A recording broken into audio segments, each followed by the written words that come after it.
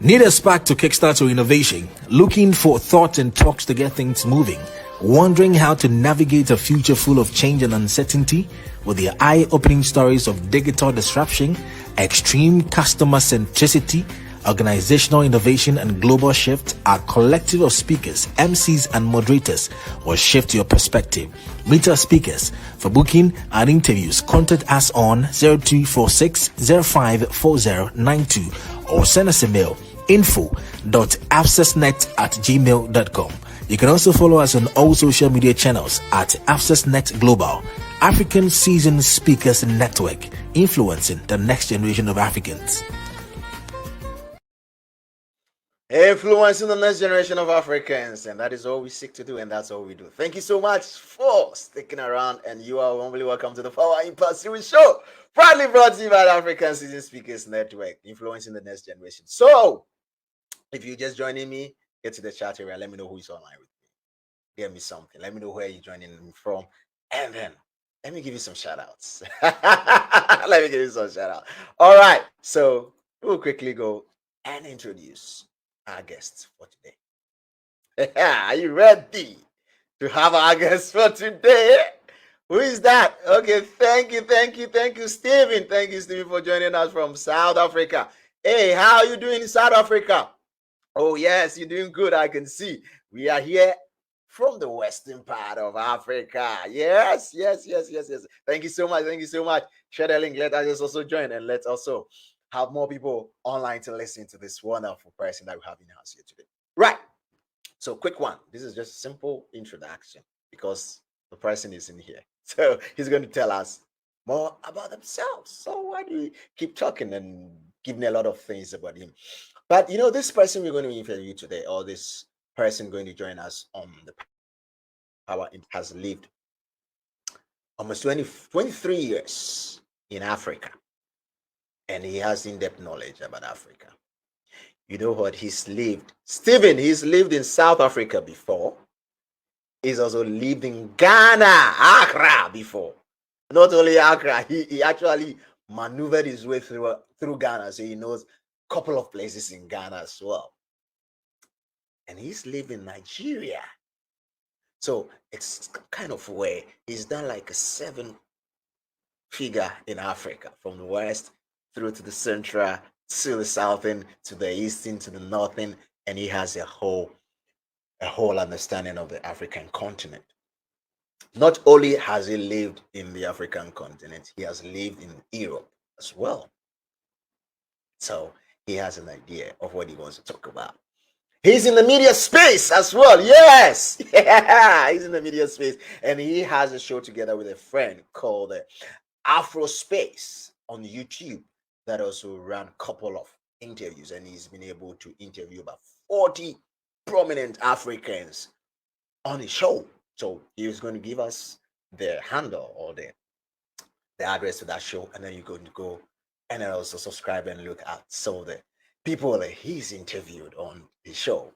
And not only that, something, this wonderful person that we have in here today, I guess, is the founder of African Solutions Express. So you can now link it up. African Solutions Express. Are you going to talk about African solutions today? Oh my God, that is good in here. It's getting good in here. Ladies and gentlemen, if you are ready, because I am ready. You know what? I'm ready. You can just see I'm ready, because we're zooming into the African month, and then it's a perfect timing for us for him to open the doors to the celebration of African month. Ladies and gentlemen, for the very first time on the Power Impact Series show, all the way from Nigeria, help me welcome the man himself, Adetuji Omotola.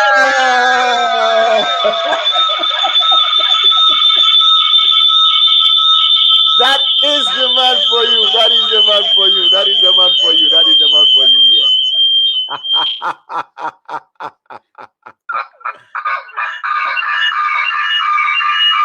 All right.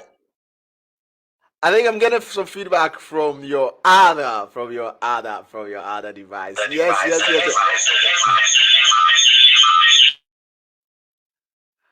Okay, so let me try and see what I can.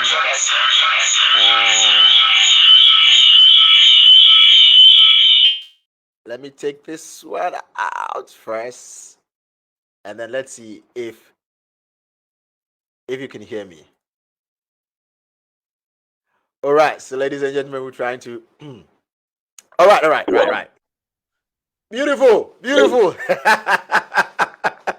I Thank can you hear so you much. loud and clearly now. Thank you very much for having me. That was a wonderful introduction. I felt like Mike Tyson.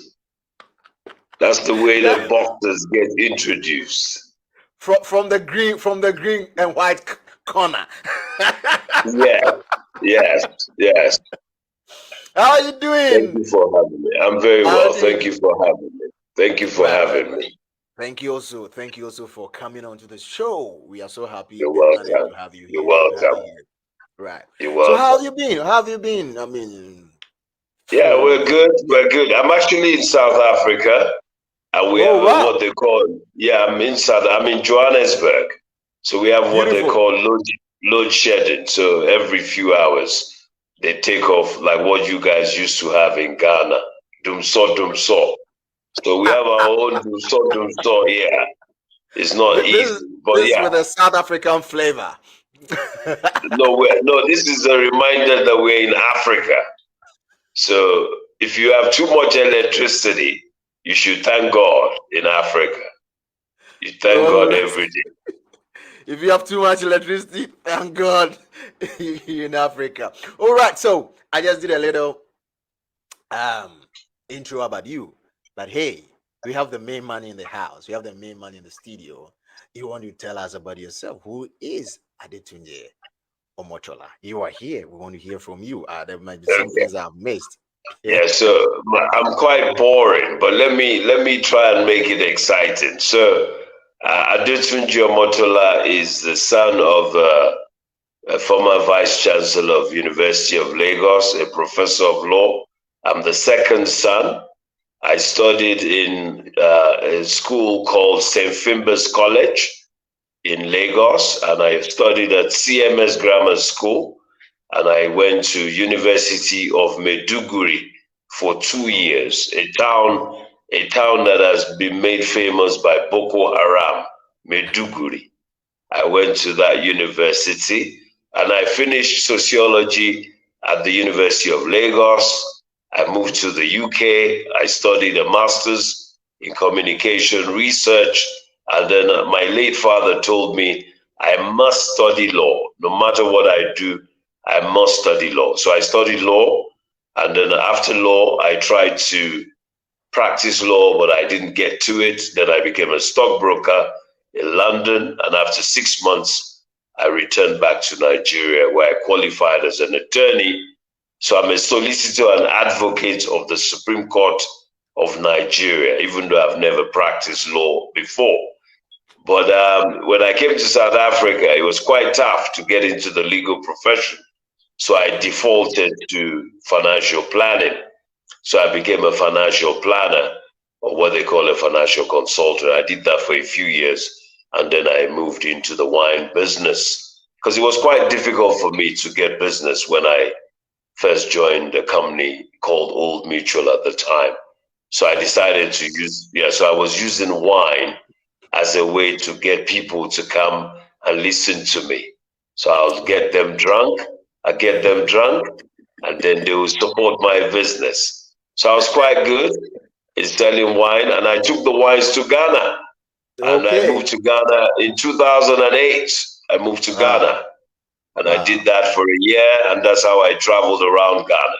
Koforidua, Dunkwa, Obuasi, Pram Pram, Okay. Adan, Okay. Okay. Akosombo. So That's yeah, so right. I'm a wine consultant as well, and for my sins, I'm also in the media space.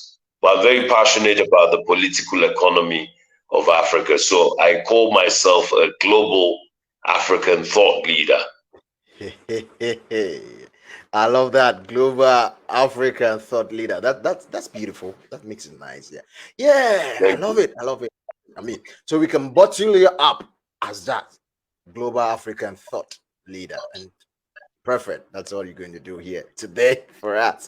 Right. So, how's the African political terrain been? I mean, for the year under review, that 2023, from January till now, being today, the last day of the month of April before we zoom into May, where we're going to celebrate our month. Yes, I think the African political terrain has not been very good because the major story of this year has been the Nigerian elections, particularly the presidential elections. And you may be aware, Benjamin, that a lot of people are not happy with the results, especially how the results was announced, and a breach of one of the major rules of the electoral law, which is to upload the results electronically in real time.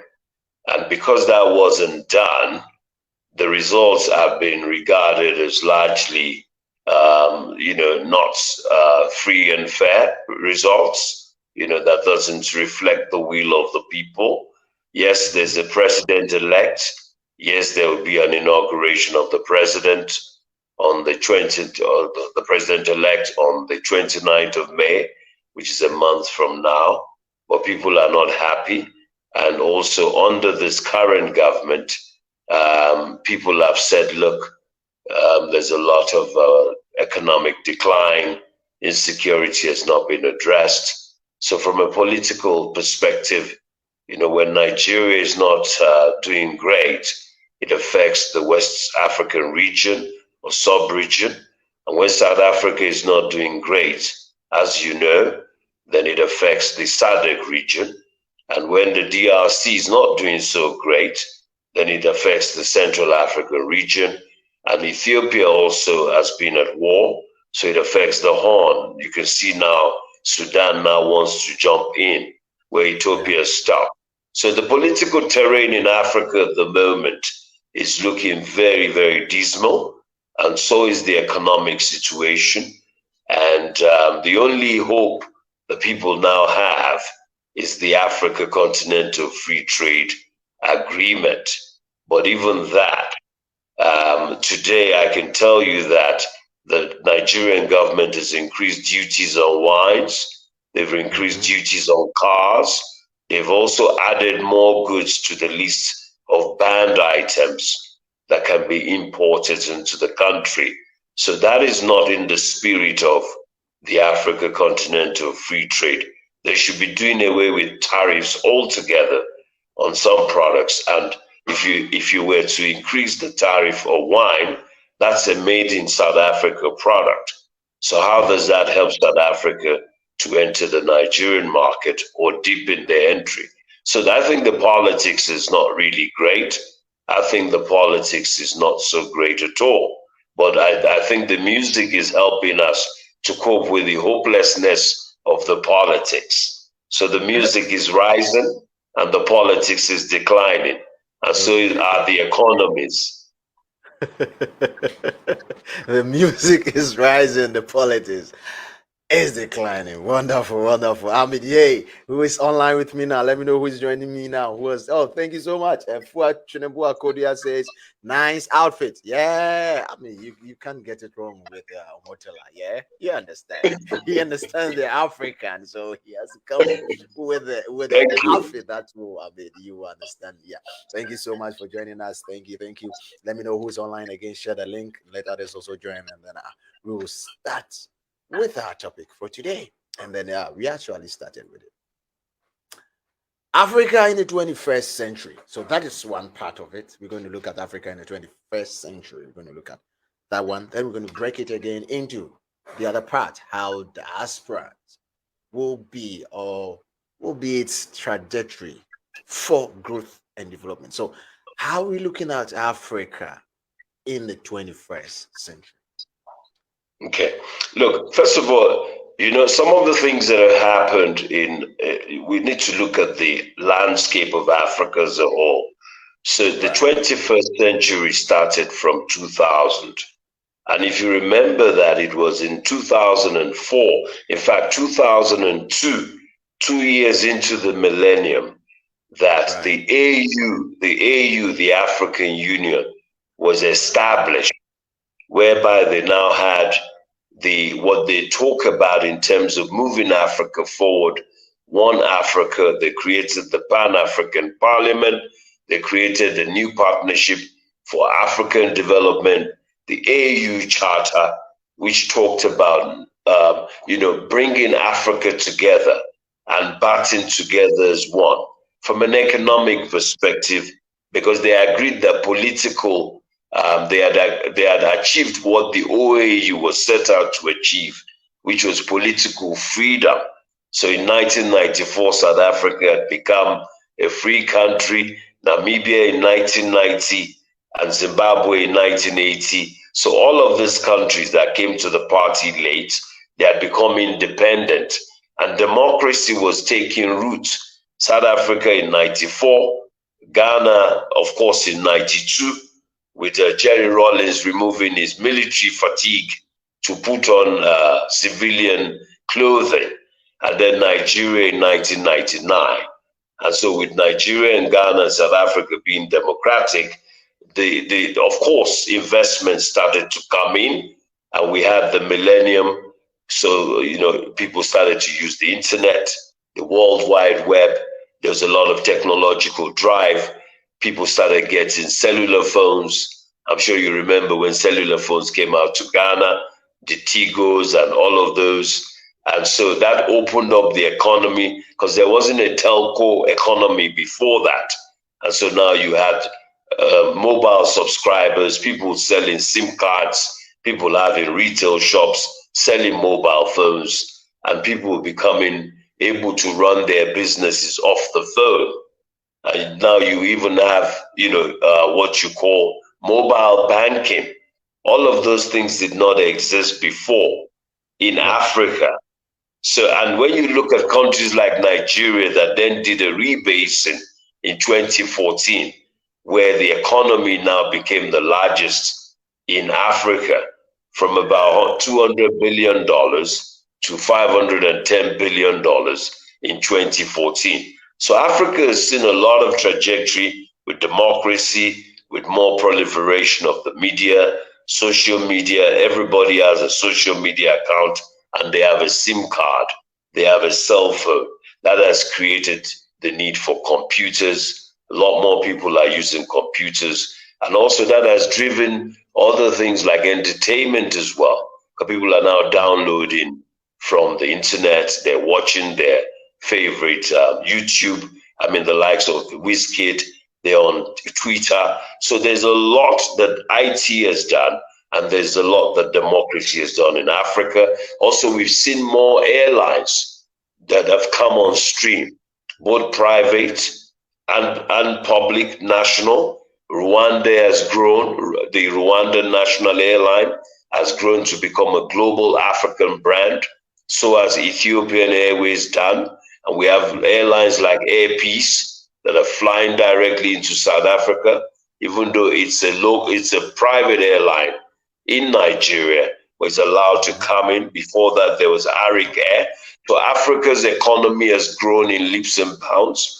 Banks as well, the likes of Standard Bank, companies like DSTV that have grown across Africa, even the likes of Big Brother Africa. You've seen content like that. All that has happened in the 21st century. Even Davido, Burna Boy, WizKid, these are all 21st century babies, if you like. So there's a lot that has happened in Africa, but the challenge for me is, how do we marry the success in Africa with the success of Africans in diaspora, and then leverage that into the continent, because you have less people coming from diaspora to return to Africa, as opposed to those who are traveling out to move out.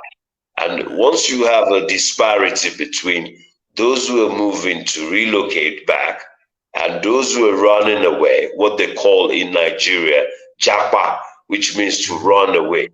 So when people are running away, whether they're going through Agadez, they're going through Libya, go on boats in the Mediterranean, and you are not getting quality people replacing them, then that is a tragedy. And that is something that has been affecting Africa for the last decade or so, where we have so many people running away, despite the fact that Africa is the richest continent.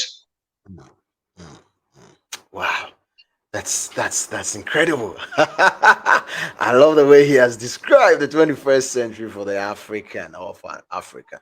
And that's perfect. I mean, we've seen all these beautiful things that have happened over this period. And yes, so after seeing all these things, all these wonderful things that have happened, how do we then kind of, in your own words, marry it to the people in the diaspora so that we can have more growth and more development? Because Yeah, we think to see that we are marking time. Yes, we have all these things, but we are not seeing that kind of forward movement. But then we always relying on past glories and all those kind of stuff.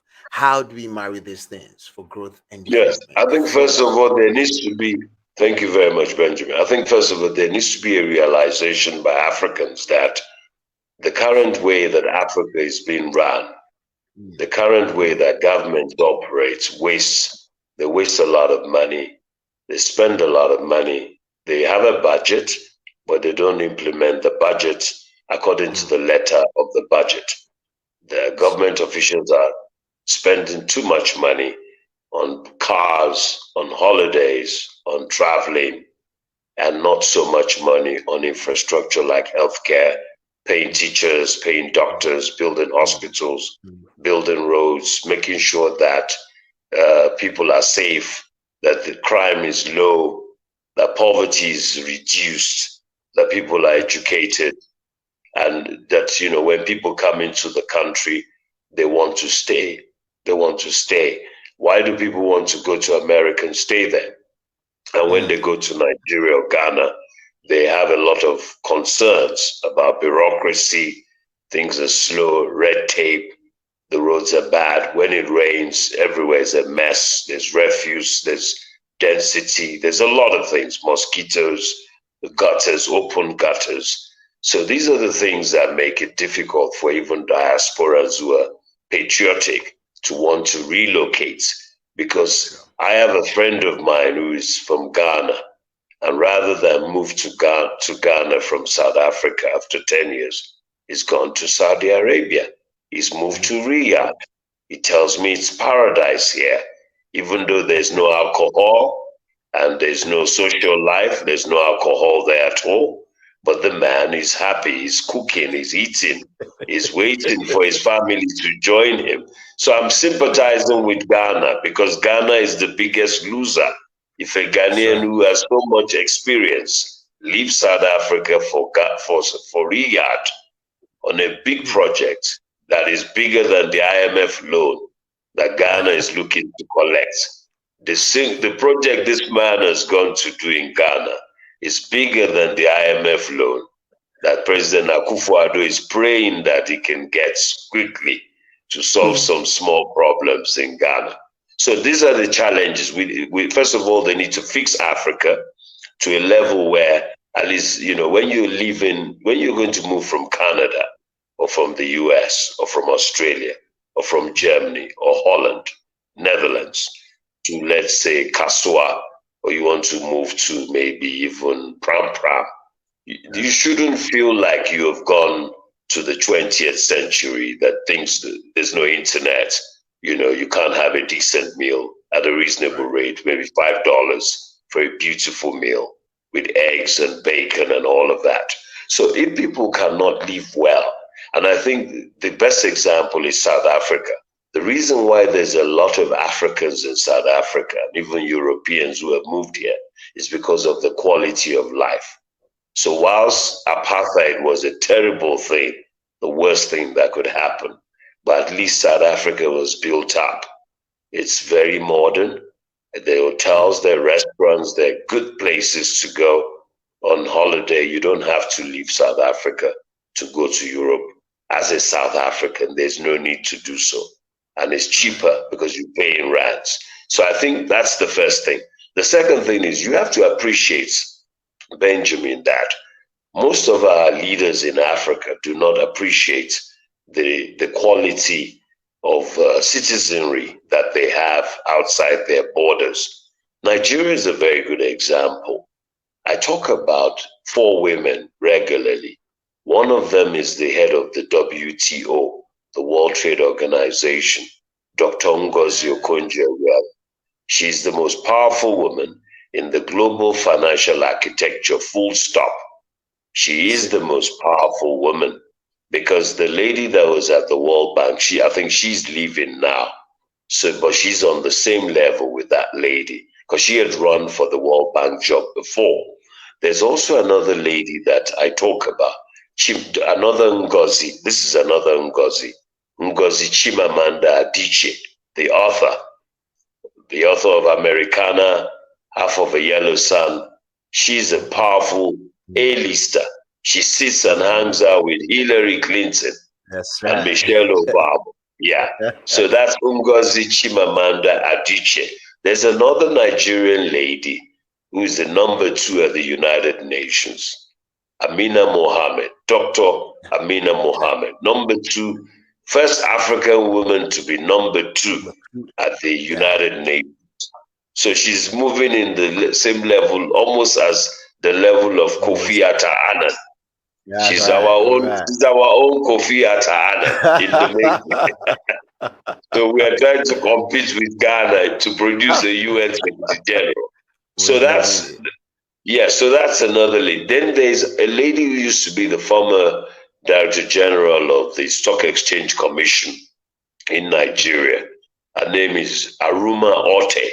She's at the Said Business School in Oxford. Now, those 4 women are sitting in very big positions. But guess what? Does it filter down? Because in the same context, we have a lot of Africans in the countries where these powerful women are who have a lot of immigration problems. So we talk about African Solutions Express. So if you have a lot of Africans who are doing well in America, we have Giannis in the NBA, we have Toby Amusho, who's the fastest woman, 110 meters hurdles. We have a lady called Amini Kajunju.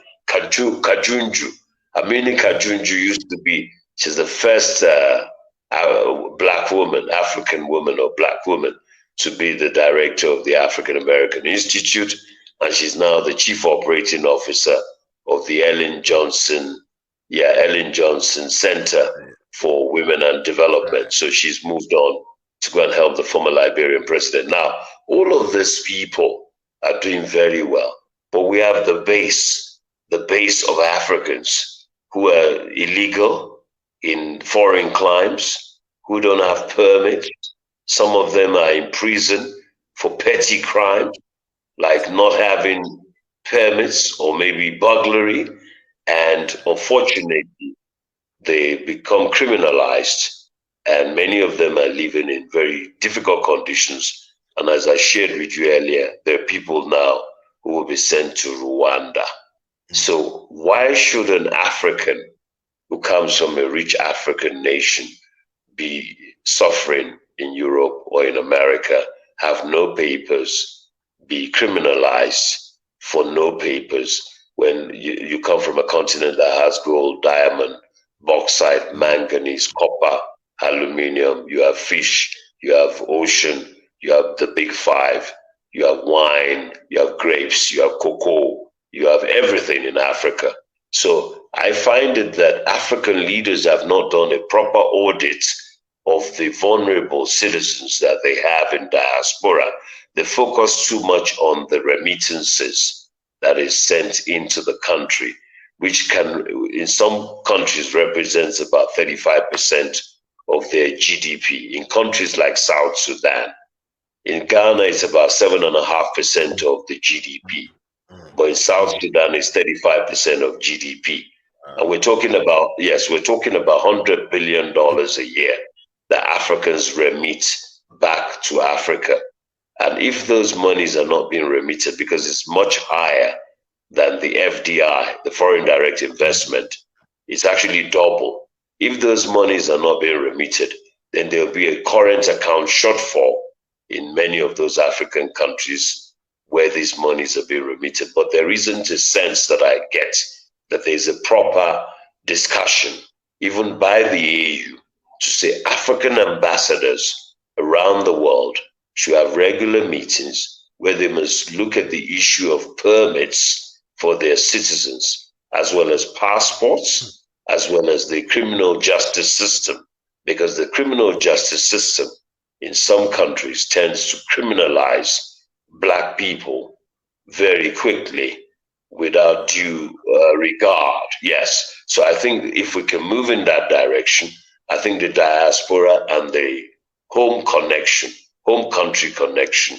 will be strengthened. But for now, there's a lot of hopelessness that many Africans who are poor, or some not poor, but having immigration challenges tend to feel.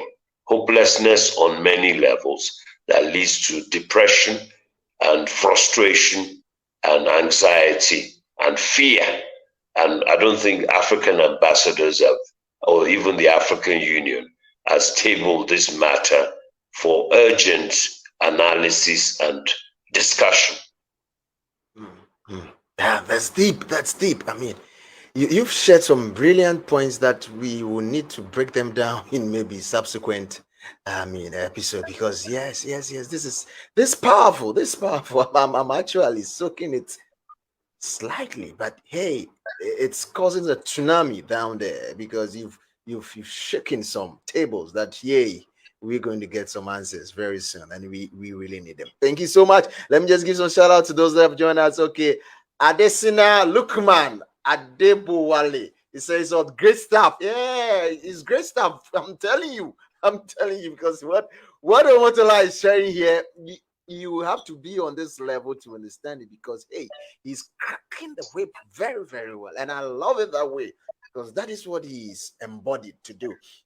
F.Y. Chunibuakodia says, good topic. Yes, it's a very good topic. Yes, we can't get it wrong when we have a Omotola in the house. Mackenzie Amori says, very powerful. I'm telling you, you can't play with this thing. It is powerful. Huh? it's powerful. All right, so to move to the next one that we're going to talk about. So, what will make someone in the diaspora, after all these points that you've raised, okay, I want to come home. There's good life. But then once I'm coming home, I want to come and start some kind of work companies to bring some loveliness to people. But hey, here's a case. The system is more or less like it's like a cactus plant looking at me. There isn't any way I can really move in and then break through with this. What are some of the things that you think governments can do so that we can attract the people in the diaspora after giving good life for anyone that visits, and can find the best of restaurants, can find the best of hotels at affordable cost? But then that's atmosphere of opening businesses or starting something to impart that knowledge that they've gone to acquire in foreign land back home. What are some of the things that governments can do to help this? Okay. Look, I think that every government that should care about every citizen of the country, whether they're within or without. And what I always say also is that the citizen must show interest in the country that they come from. And when I talk about interest, I talk about political, economic interest.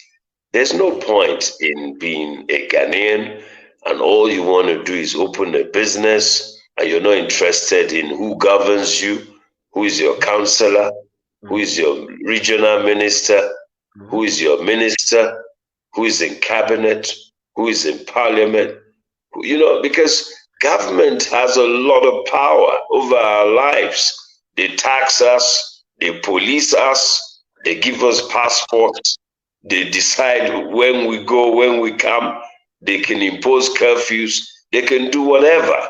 So, and the president can travel and go and sign on our behalf without even asking us what we feel. So I think that it's very naive for citizens, good citizens, to ignore the politics. Some of the richest people in Africa are politicians. Some of them, some people have been governors, ministers, senators, then they become president. Some people have been in office for 40 years, 50 years in some countries like Cameroon. I think the president has been there since 1986 or 1982. Paul Biya, when I was in secondary school, he was the president. He's still president, and I'm almost retired now. I'm almost retired. So Africa is a lovely place. So I think on a serious note, I think I always say this. I quote John F. Kennedy, ask not what your country can do for you, but what you can do for your country. I don't think that Africans should expect much from their governments, particularly people who come from poor countries. And many African countries are really very poor. I know Nigeria is quite wealthy. I know South Africa is wealthy. I know that those two stand out. Maybe Egypt, Algeria also stand out. I know the DRC is resource rich, and I know that Ghana is also very resource rich. But Ghana is not rich compared to Nigeria because Ghana's oil, you have to have a commodity on the global market and in volume. Ghana does not have, even the gold. It's not only Ghana that has gold, and gold is not in use like petrol, like crude oil, because people must drive around every day. And so that's fossil fuel is much more needed than gold. Gold is not a need to have. It's not a must have, but oil and gas is a must have, and you need it to power machines. So I believe that the citizen Benjamin, citizen Adetunji first, because let me tell you something. If you expect much from a government, and let's say they can't do it for you, that's why a lot of people have to leave the country. They sell their land. They do all sorts of things because they think that the government would do for them. I don't think African governments really care much about the citizens, but they ought to care. But the citizens are the ones who have to hold them accountable. So, for example, you have to find out who is your governor. Some people don't know the governor of their own states. I'm being honest, they don't know the governor. They might know the former governor, but they don't know the current governor because elections happen. You'll be surprised that after elections, when they change governor, people don't know the new governor. It's the reality. Because in some cases, they change twice a year. If there's a court case, you could have two governors in 1 year. It happens regularly when there's a court case. So the citizen first, citizen leads first, then the government will follow. And why do I say so? If you're a citizen and you're doing a lot for your country, I think the government will discover you. And even if they don't do anything for you, you can still then go and call them and say, look, I do this, I do that. You too, you need to do this and that. And they'll listen to you. But what we tend to have is citizens in Africa that don't even get involved. They don't speak, so they do nothing, and they don't also complain. That's worse. So I'm not saying that every citizen must be active, but if you're not going to be active, then at least complain. But you can't be a citizen who is not active and you're not complaining. That's worse than being an armed robber. You know, armed robbers, they take everything at gunpoint, forcefully. So if you're a citizen, you don't complain and you don't do anything, then you are worse than an armed robber in the real sense, because now you're part of the problem.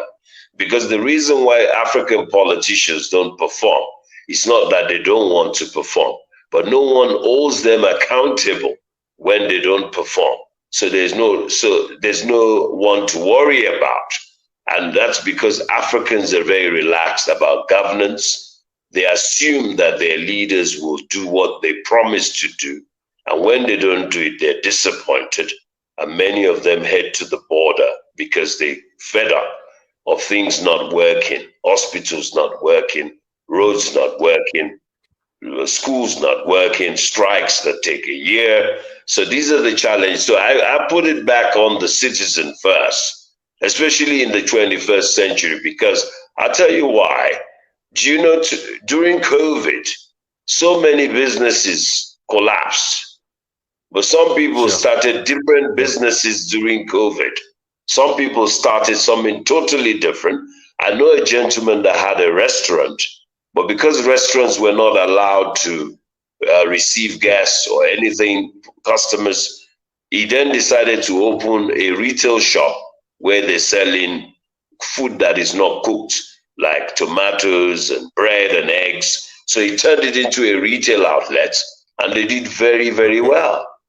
Yes, so that was during COVID. So people had to sell. Some people were selling masks. Some people were selling sanitizers. Some people were selling all sorts of sanitizers, even the ones for shops. So people remodeled their businesses, or they took on new tasks. Sure. Wow. People took on new tasks. It gets back to the citizenry. You have to be active or you have to complain. You don't do any of that. You can't just give it up. Sometimes people are like, politics is a dirty game. I don't want to get myself in there. But hey, this is what Omotola is saying. You need to get in there because, yes, with all the knowledge that you've acquired, get in there. Let's make the place a lovely place for others to also be willing to come in, and then we will put our hands to deck and push Africa to where it's supposed to be. Let me tell you, there are a lot of people out there, and Omotola can bear witness to it. He's met a lot of people. There are great people in there, but we need to have that change of mindset so that we call this place our own and move on. Thank you so much for joining us. All right. Let me see those that are joining us. Thank you all. Let me know where you're joining us from. It's a lovely conversation we're having in here. If you are just joining us, you are welcome to the Power Impact Series Show, proudly brought to you by the African Citizen Speakers Network. Today, where we're having here Omotola doing justice to the topic out there, Africa in the 21st century, and how the Diasporans will be its trajectory for growth and development. And if you just join us, you hear what he said about the growth and development. We're about to move into another level. So don't go anywhere. Stick around. Let me know where you're joining us from. Thank you, Nanama Papa. It says, I'm watching it live. Thank you so much for watching it live. Abi Bote Anan says, keep up the good work. Thank you so much, Abi. We are doing it. We need to change that trajectory and make sure we get growth and development in here. So if you're joining us, don't go anywhere. Stick around. We're going to be back shortly. Let's take let's commercial. Need a spark to kickstart your innovation? Looking for thought and talks to get things moving? Wondering how to navigate a future full of change and uncertainty? With the eye-opening stories of digital disruption, extreme customer centricity, organizational innovation, and global shift, our collective of speakers, MCs, and moderators will shift your perspective. Meet our speakers. For booking and interviews, contact us on 0246 054092 or send us a mail info.accessnet@gmail.com. You can also follow us on all social media channels at AccessNet Global, African Seasoned Speakers Network, influencing the next generation of Africans. Influencing the next generation of Africans. That is what we seek to do, and that's what we're doing here. Thank you so much for joining us on the Power Impact Series Show, which is proudly brought to you by the African Seasoned Speakers Network. It's been a wonderful time. It's been a wonderful time on this episode. Yes, let me know who is online here. Let me know who just joined us. Okay. Okay. Adesina Lukman Adebowale says what? He says what? Let us take it back. We definitely taking it back, we definitely taking it back. Lukman, we're doing that, and exactly what we're going to do. And then if you've not just gone to the comment area to comment, let me read what you're commenting. Let me know who is in the house here. Okay, so Nanama Bichem says, I'm watching from Kasland. Thank you so much for watching from Kasland. And you know what, Kaswa? Omotola knows Kaswa, so be careful. Mention it to us so that he tells you the area which you are, not Kaswa. Because the man just took me off. He's in here. The man just took me off. He started giving me names in Accra and in Ghana, and I'm like, he even said he's been to this golf, and I'm like, man, hold on. The guy has roamed the streets of Accra. He knows which restaurant to let you go at every hour of the day. He was telling me which ones you can go at 12 noon, the ones you can go at 3 p.m. and the ones you can get for your breakfast. This man is more Ghanaian. You know what? We will give you a Ghana card very soon.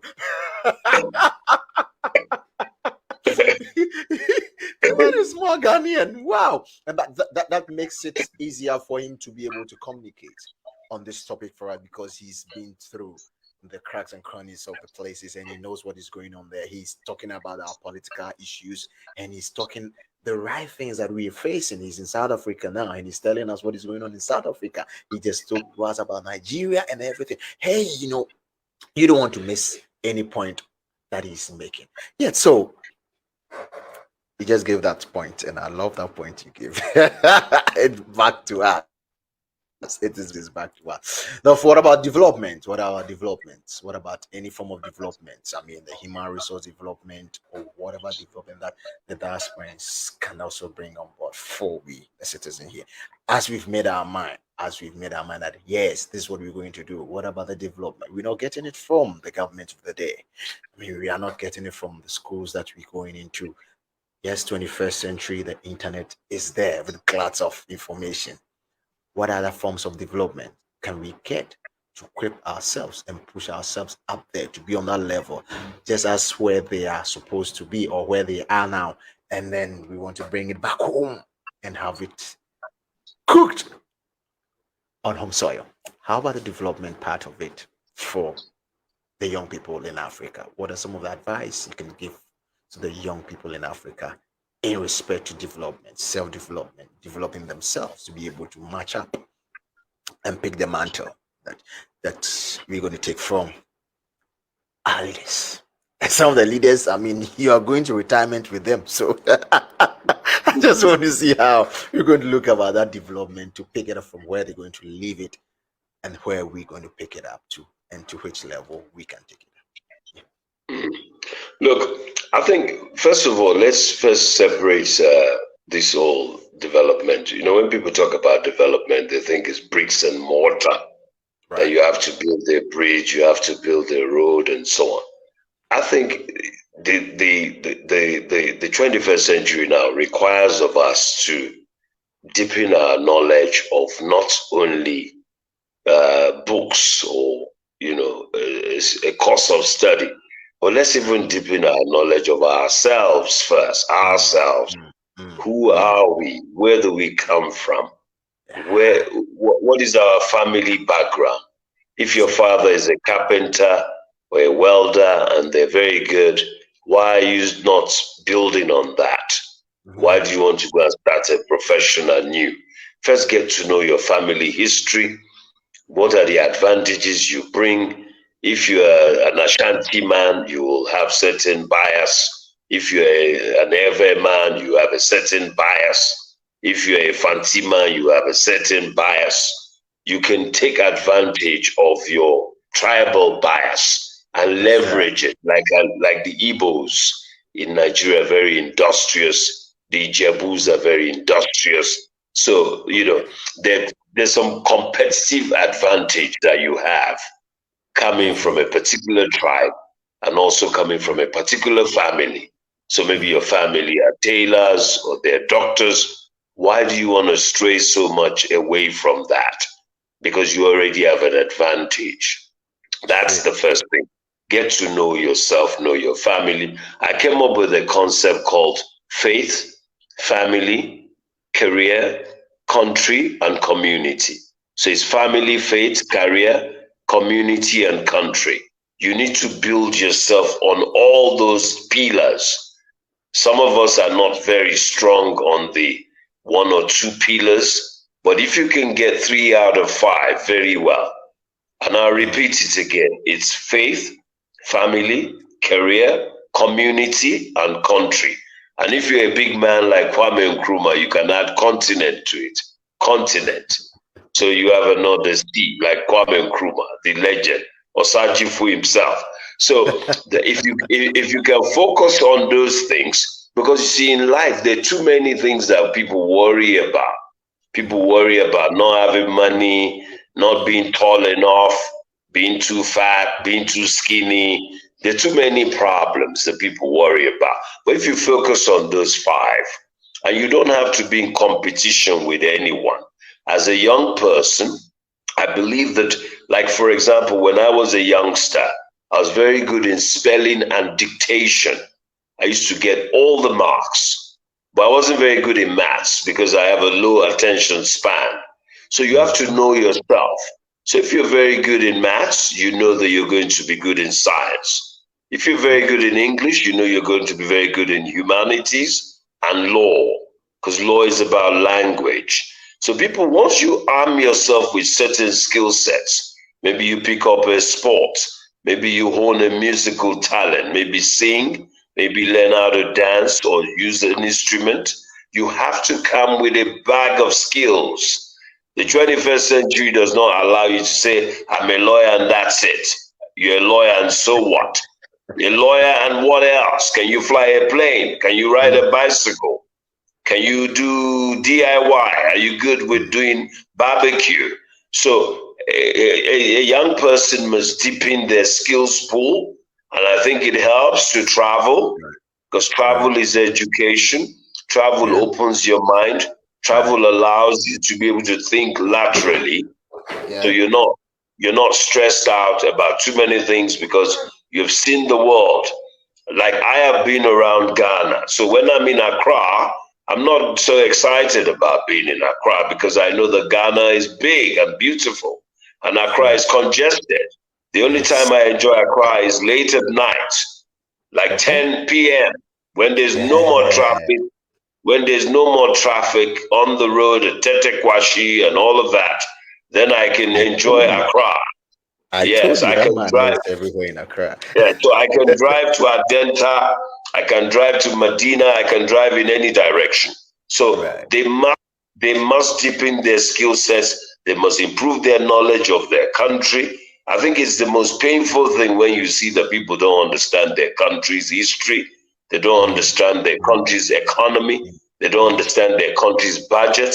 If you don't understand your country's budget, how do you want to invoice the government? How do you invoice somebody that you don't know how much they've got? So I want to sell something to Benjamin.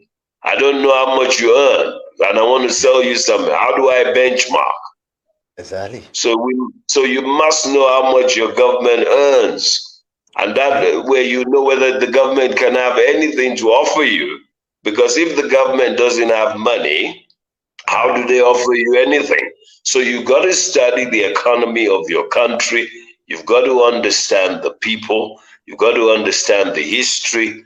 And by so doing, you already become one of the elites. Once you have so much knowledge of your country, you will find yourself being useful. They might even interview you as they're doing me now. So, yeah. Most definitely. That's it. We're going to do it because we need to share your story with us so that you can motivate people and know that, hey, we broke through the ranks, we broke through the walls, and this is where we are now. And that's our story need to be shared for you. So, yes, you need to do that. You need to do what you just told us, and then you can also be up there sharing your story. But there's a question here that is from one of our online viewers. It says, African youth mostly don't like to continue their family business or build on it. What is the real thing? Is it that the business is not doing well, or they feel that they also have to build something on their own? What constitutes this kind of thing that you have some family businesses doing well for like a decade and all of a sudden, yes, they die off, and then you see this same family people now trying to start something new? Is it that they really don't go in adherence to what their parents left behind for them, or they want to do something else? What constitutes this kind of things that we don't have sustainability in family businesses? Yeah, look, I think it's a challenge because firstly, you have to blame the patriarch. So all of us must first accept that somebody is to blame. So if you have a child, let's say you're like Aliko Dangote. How can Aliko Dangote's son go and work for someone else? Does that make any sense? I don't think it makes any sense. How can Donald Trump's children go and work for someone else? It doesn't make any sense, right? So that's the first thing. So the parents have to, try and get the kids to, from a young age, like the Indians do. They get them involved in the business from a young age. It's non-negotiable. Like when we were young, you have to do your chores before you can eat. You can't eat first and then do your chores. And it's not negotiable, right? If you don't do it, they'll beat you up. I mean, you'll be violated. So that's how it works. There's no confusion. So you do your chores, then you eat. And the chores are many. You might be at the chores for 6 hours. Serious chores, not just cleaning a tabletop or washing a plate. So that's not a chore. That's just leisure. So that's the first thing, right? So the parents must imbibe, you groom, you motivate, of course, risk reward. So you have to tell them, look, if they do this, this is what they're going to get. Without sacrifice, there's no gain, no pain, no gain. You explain it to them, you teach them the principles of business, profit and loss, independence. If you have your own business, you grow it, you have a customer base, you service them, customer service, marketing. You have to get them to go and do studies of business. So things that will interest them. It's not just you. You can also send them to other businesses that are different from yours. If you're a mechanic or you have a tailoring business, you can send them to a carpentry business or furniture business or more advanced form of the business that you're doing so that they find it interesting. You have to paint it for them in a way that they like it. Kids like things that are fun. They want it to be fun, but sometimes they wouldn't be fun. You just have to impose and tell them this is what they have to do because this is what you had to do. And if they love you, they'll listen. So that's the thing. But of course, you also have to tell them that you give them statistics of businesses. The richest people in America, 66% of them are self-employed. Your Zuckerbergs, the gentleman who owns Apple, forgot his name, Steve Jobs, your Warren Buffett, the rich guys, Elon Musk's, they're business owners. They own their own businesses. They don't work for people. They don't say good morning, sir. In Africa, we like to say good morning, sir, every day, 24 hours. Yeah, we like good morning, sir. Good afternoon, sir. Goodbye, sir. Good night, sir. Thank you, sir. But so in that sense, there's nothing wrong with being polite, but I think Africans, we say too much, sir. Even in England, where the sir comes from, they don't say sir as much as we do it in Africa. Sometimes it can be very irritating. But anyway, so what I'm trying to say is that, look, you've got to coach them and show them. Statistics has shown that the richest people in the world are those who are self-employed. Majority of them, apart from people who have inherited from a billionaire and so on, they find it in the family, okay?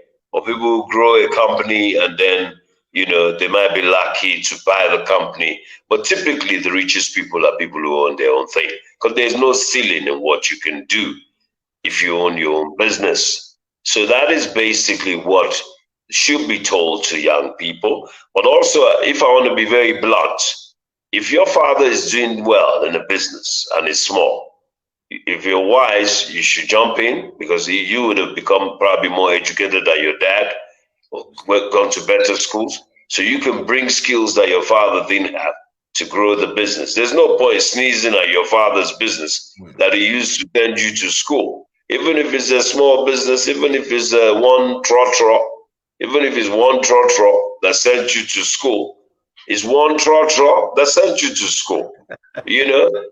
So you can't be doing, you can't be looking down on any business actually. Every business is important. Even the guy who's selling kenke, the lady who's selling kenke, small business, she's feeding her family with that money. So every business can be scalable as well.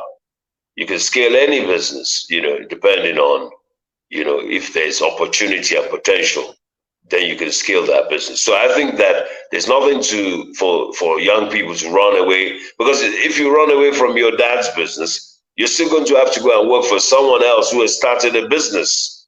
Maybe it's bigger, but they have to start small. Most businesses start small. That's right. Yeah, more businesses. That's small. That's it. That's beautiful. Yeah. So thank you so much for joining us for today's episode. And you know how we do it always. We have a hashtag for today's episode. So if you have for as today to be used as a hashtag. Get into the chat area, bringing it. Let's compare notes. Probably, hey, who knows? We might have the same thing as a hashtag for today. So you can bring out what you've learned today, what you've been able to glean from all that has been shared as your hashtag. You know what we do is that we have a hashtag for the day's episode that carries us throughout the whole, and then that rings a bell on our mind on whatever we've been able to glean from whatever was shared. So you can come up with your hashtag that you think. But what are your last words that you want to share with us before we end today's episode?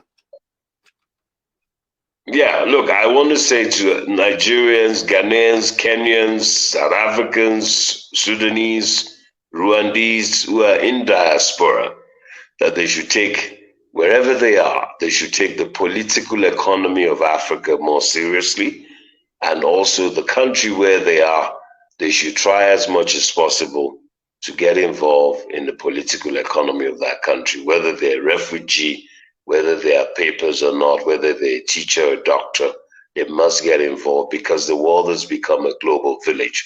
Obama did not go to Kenya to go and contest for any office, and he rose to the presidency. And his father, who was a Kenyan, who went to the United States and had Obama, did not get to even the levels that Obama got to in the United States. So you can actually make it wherever you are. You don't have to return to Ghana to become president of Ghana for you to matter.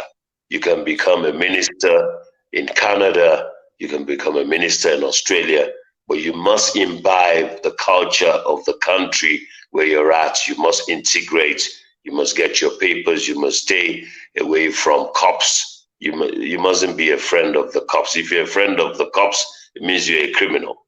So you mustn't be friends to cops. There's no need to have friends. If you want to have friends, have sportsmen or entertainers, not cops. I'll leave it there. It says he lives in there. All right, I'm about to get it. Let's take the hashtag for today. Yeah. And he summed it up so beautifully in his final words. The hashtag for today, that is it there. Be active or complain. It's two things: that you are active or you are complaining. So choose any of this. Don't say, I'm just sitting. I don't know if I'm just sitting, I'm not thinking anyway. Be active or you will have to complain so that the system will be made good for you and then for whatever you want to do. And you know what? You cannot come here without you taking some tips. So Mutala, we will come back again to you, but you cannot come here without taking any cyber tips. Our cyber tips for today, cyber security tips for today is just simple. This is it for today. Our cyber tip for today is this: check the URLs.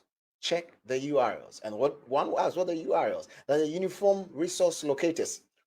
This is, they are just like just as buildings has addresses and streets, so do web pages also have addresses with which users can reach those web pages. And it is being made possible by the URL. So the URLs helps you to get to the web pages. And you know, the bad guys, this is what they are doing now. They send you emails, they send you text messages, or they even send you messages on your social media pages. What they do is that they send you with a phishing link, or they send a link in the message that they give to you. And their whole idea for you is this: you will have to click on those links. The moment you click on those links will redirect you to a page where they're going to harvest your personal information. And in other ways, it sends you to a page which is going to infest your device with malwares, where they can have direct remote access to your device. So this is what you do when you get those emails, when you get those text messages with those links in there. All you need to do is rather get to the URL and retype that link that they've sent to you, retype it there and see if it's going to take you to the purported website they are trying to direct you to. In that way, you are going to be safe. That way, you are going to look secured than clicking directly on the link, which is going to take you to a place where they want you to be, and then they can take advantage of you. Yeah. So thank you so much for joining us. And as our dreams eye level, make sure you get to the top level of your dream. So we meet same time next week on the same platform. All I want to say is that goodbye. Have a wonderful week. And you know what? We are entering into the African month. This is our time and this is our moment. To meet same time next week, I want to say from the team from the African Season Speakers Network, what we're saying is thank you for joining us. Thank you for staying through to us and listening to all the wonderful wisdom nuggets that was shared with us by Umotula. See you same time next week. Have a wonderful week.